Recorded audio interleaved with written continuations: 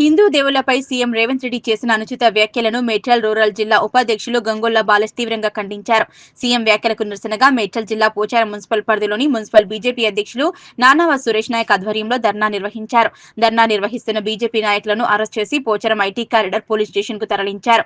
బాధ్యతాయుతమైన సీఎం పదవిలో ఉండి రేవంత్ రెడ్డి హిందువులను కించపరచడం సిగ్గుచేటని గొంగొల్లజాల మల్లేష్ మండిపడ్డారు. గతంలో కేసీఆర్ ధర్నా చౌక్ ని ఎత్తేసి ప్రతిపక్షాల గొంతు నొక్కినట్లుగానే ఇప్పుడు రేవంత్ రెడ్డి కూడా వ్యవహరిస్తున్నారని ఆరోపించారు. దేశవ్యాప్తంగా ప్రధాని మోదీ హిందూ ధర్మాన్ని కాపాడుతుంటే ఇక్కడ కాంగ్రెస్ సర్కార్ హిందువులను అవమానిస్తున్నారని ఆగ్రహం వ్యక్తం చేశారు. హిందువుల జోలికొస్తే ఊరుకునే ప్రసక్తే లేదని బాలమల్లేష్ హెచ్చరించారు.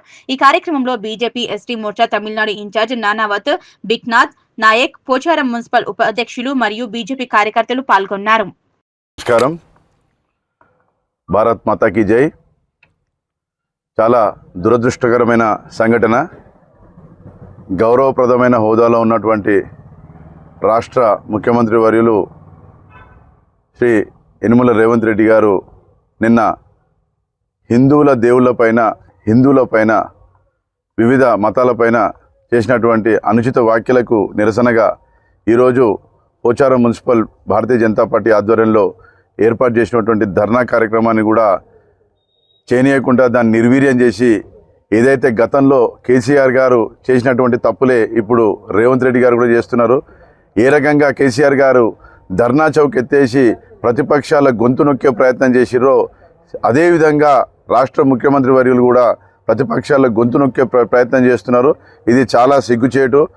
భారతదేశం మొత్తం మీద హిందువుల సంఖ్య ఏంటి, హిందువులు అంటే ఏంది, హిందువుల ఔన్నత్యం అంటే ఏంటి, హిందువుల ధర్మం అంటే ఏంది అని ప్రచారం చేస్తున్న మోడీ గారు ఏ రకంగా అయితే పరిపాలన చేస్తున్నారు, మరి ఇక్కడ ఏ రకంగా అయితే కాంగ్రెస్ KHANGRESS కాంగ్రెస్ పార్టీ రాష్ట్ర ముఖ్యమంత్రి రేవంత్ రెడ్డి గారు ఈ రకంగా హిందువులపైన ఈ రకమైన అనుచిత వ్యాఖ్యలు చేయడం చాలా సిగ్గుచేటు. ఇదే రకంగా ముందుకు కొనసాగితే భారతీయ జనతా పార్టీ ఊరుకునే ప్రసక్తి లేదు.